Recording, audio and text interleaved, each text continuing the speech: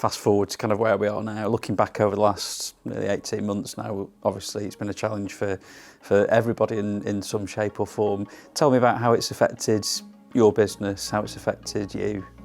Anybody who sleepwalked into this will probably be dead by now. You've really got to appreciate that, to keep on top of it, you had to have your wits about you. And, we are part of one of the council-owned companies, and I've got to say Blackpool Borough Council have been fantastic. They initially had to underwrite the company because we were losing a lot of our profit out in costs. Government has stepped in for the transport industry, so we have been subsidised now on the buses and trams, which is helping us to recover enormously. Our employees have been fantastic, so around furlough they've been very flexible, and I think what we found with our employees is that a lot of the stars have really come to fruition.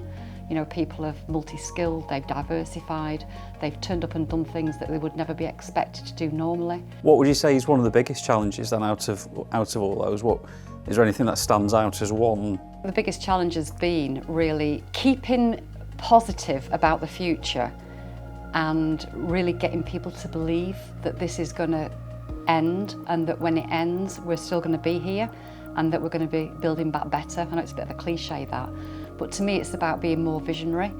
And I think one of the challenges has been is we've been looking every step of the way to think, what does the horizon look like?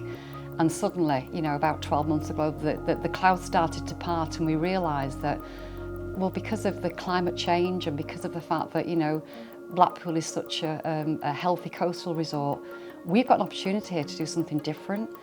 And I think that once we got our mind around the fact that we weren't just going to build back better, we were actually going to be very visionary about the way that we brought the future of transport into Blackpool, and we got our employees excited about it, the challenge became easier because people thought, yeah, we are going to do this and we're going to have a future, and Blackpool Transport will still be here, but it'll not just be here in 2021-22, it's going to be here well beyond that.